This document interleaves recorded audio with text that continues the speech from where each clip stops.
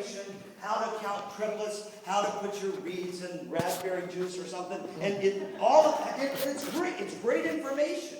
But unless that kid is ready to learn, this is of no consequences. Would you agree? And you know why we don't talk about this stuff? Because it's invasive. We don't want to. So when we talk about band administration, we can talk about how to sort uniforms, how to file music, how to do all that. But if there's nobody in the band, it doesn't make any difference. So I'm going to give you an opportunity here to make a decision, all right?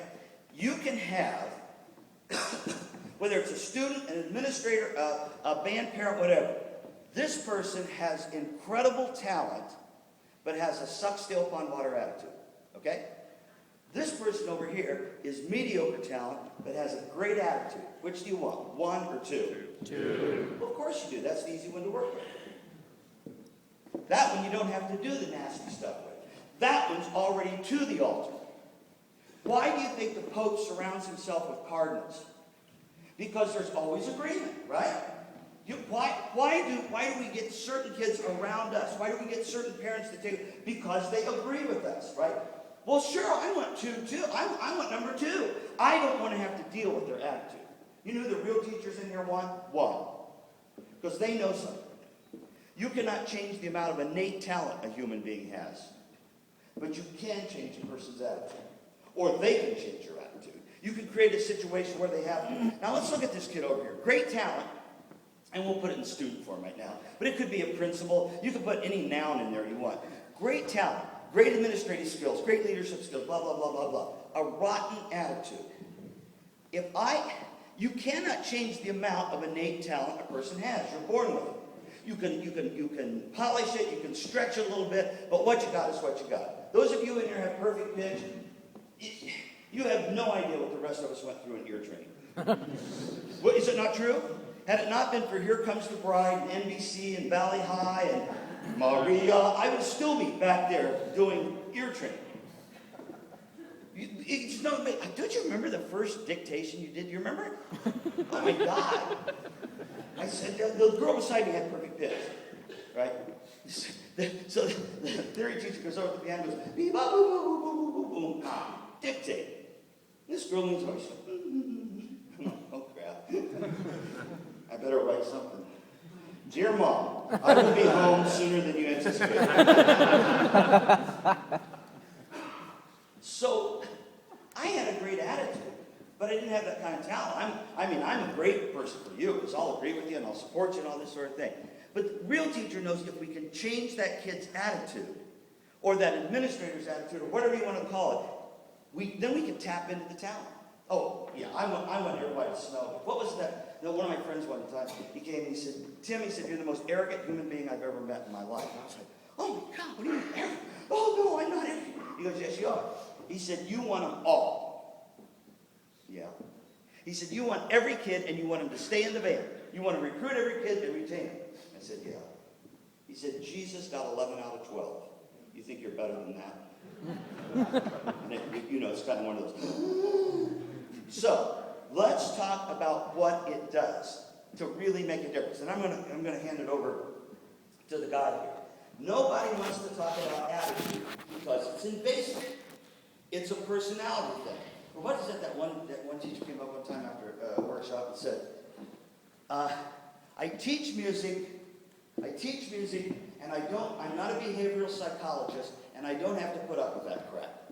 I said, you're half right. You teach music. But you're going to put up with it. How many of you have 1 or 2 kids in your group that you know if you could get rid of them, the group would be better? Right. You know what heaven is for me? It's a band. This could be heaven. I'm never going to get there. But it's a band. And under each kid, there's a trap door. And it's wired to a little thing I got up here that shows each, what each chair is. And some kid goes, oh, this is so stupid. I just hit that button, and the chair drops down. The kid falls off. Another kid gets on it playing the same instrument and comes right back up. I don't even have to break the phrase. That's heaven. Heaven's so I don't have to deal with the attitude. Heaven's so I can just do the fun stuff. I just want to do the music stuff. I want to teach counting, and I want to embouchure. Oh, God, I love that stuff. I just love it. But unless they're there to take it, it's no good. Communication isn't what we say. It's what they get. Yeah? How many of you taken classes in college you didn't hear one word? It's okay. Absolutely. Come on, let me see. How many? I want to see. For those of you who didn't put your hands up, what the crap are you doing? How many took a class in college, you didn't hear one word, you never read the text, and you still got an A? That's education for you. It's a case of malpractice is what it is. But nobody's going to say anything. Nobody's going to challenge it. So here's what we do. To those people who don't have a good attitude, unfortunately, we diss them. Your kids use that word? We diss them. We either dismiss them and kick them out, right? Or we ignore them and just let them go on. Is this me? Or we do terrible things to them. We scream at them, okay? So, do you dismiss them, do you ignore them, or do you scream at them?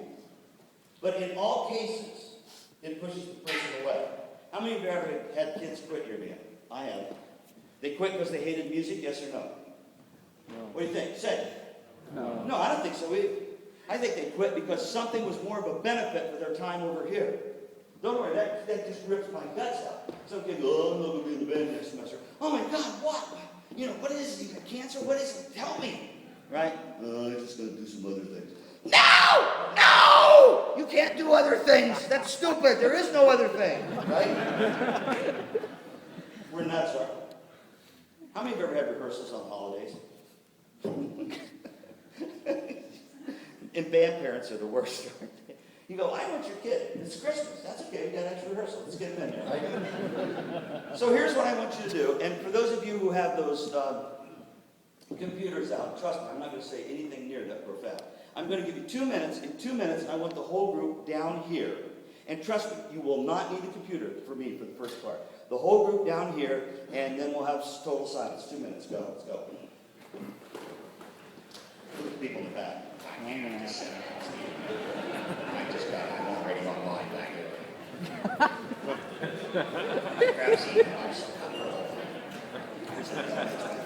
Yeah, if you guys will move into the center so they don't have to crawl over you, that'll help.